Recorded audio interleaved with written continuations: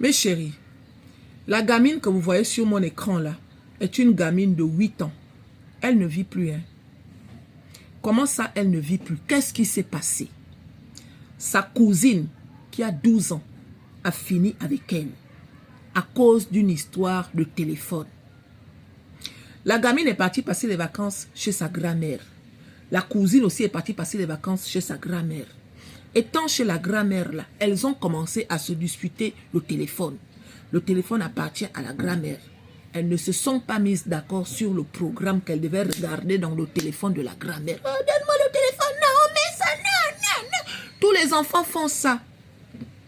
Tous les enfants font ça, mes chéris.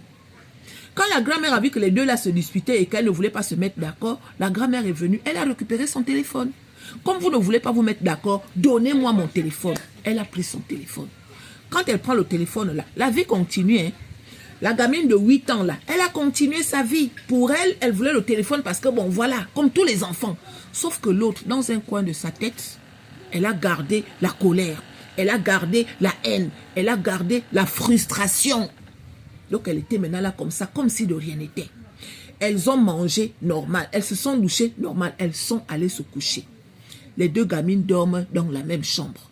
Celle de 12 ans dort en haut. La gamine de 8 ans dort en bas.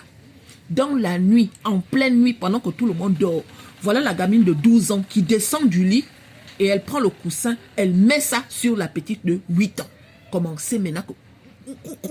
La petite de 8 ans s'est débattue. Et pendant qu'elle se débattait, elle est même tombée. La gamine a réussi à maîtriser la situation. Une gamine de 12 ans. Jusqu'à ce que la gamine de 8 ans arrive. Quand elle ripe comme ça, là, vous savez ce qu'elle fait? Elle reprend sa cousine, elle remet la cousine sur le lit, comme si de rien n'était. Elle monte dans son lit, elle dort. Le lendemain, elle se réveille comme si de rien n'était. La grand-mère constate que, celle-là, elle n'a pas l'habitude de dormir jusqu'à l'heure là. Qu'est-ce qu'elle fait depuis là? On en voit même la cousine que va regarder. Elle part regarder, oh non, elle dort encore, comme si de rien n'était. Elle revient au salon. Après, la grand-mère a dit, non, je m'en vais la réveiller. Quand elle part réveiller, elle trouve que la petite ne vit plus. Aïe, elle a appelé la police. Quand la police arrive et tout, nanani, nanana, ils ont fait ce qu'ils ont à faire. Arrivé là-bas dans l'autopsie, on trouve que la gamine là n'est pas morte d'une mort naturelle. Quand ils examinent le truc, on trouve que non, elle est morte parce qu'elle a été étouffée.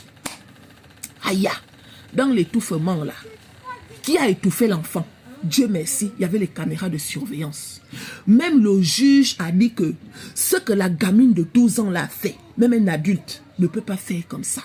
Il paraît qu'elle faisait ça, mais comme si c'était une personne qui a été envoyée. Aïe! Elle a fini avec... Pendant que l'autre était en train de se débattre, elle tenait comme ça, là, une gamine de 12 ans. Mais on doit encore faire confiance à qui, non? Hein? On doit encore faire confiance à qui, en fait?